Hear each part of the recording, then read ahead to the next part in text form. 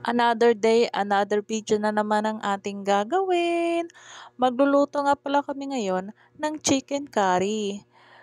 Tara, samahan nyo kami kung paano namin niluto ang chicken curry. Ayan guys, nagpinito pala ako dyan ng kawali. Tapos sinunod ko na pala iprito ang patatas at ang carrots. Ito rin kasi yung madalas kong ginagawa para mabilis lang siyang maluto.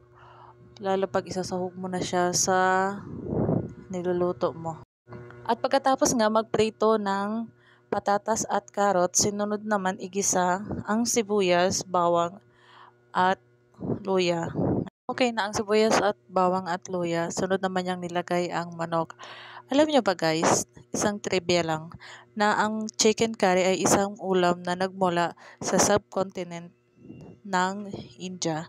Maging sa Middle East guys, ito rin yung madalas na niluluto nila doon. Hindi lang naman sa manok pwede gawin tong curry na to, kundi pwede rin itong pork, egg, o kaya fish, o kaya lamb, beef, ganyan. Marami na kasing version ng curry ngayon. Balik na nga tayo sa aking niluluto. So, ito na guys, tinunaw niya muna sa tubig yung curry powder na nabili namin kanina. Yung kasi yung nakalagay sa instruction guys. Pero nasa sa inyo naman yun kung gusto nyong idiretso doon mismo sa inyong niluluto. Yan, pagkatapos na nga niya ilagay yung curry sauce, nilagyan naman din niya ng gata. Tapos nilagyan din niya ng MSG. Optional lang naman yan guys. Tapos yan, hinalo-halo lang.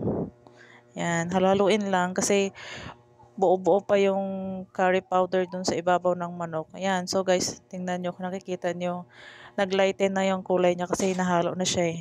Ayan, habang kumukulo. Ayan, tapos nilagyan lang namin ng siling haba. Ayan, tapos tatakpan para lalo pa siyang kumulo.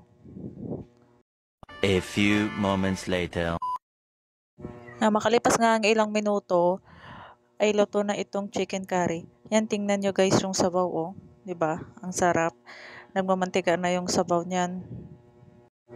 So guys, thank you for watching this video. I hope nag-enjoy kayo at sa susunod naman na vlog.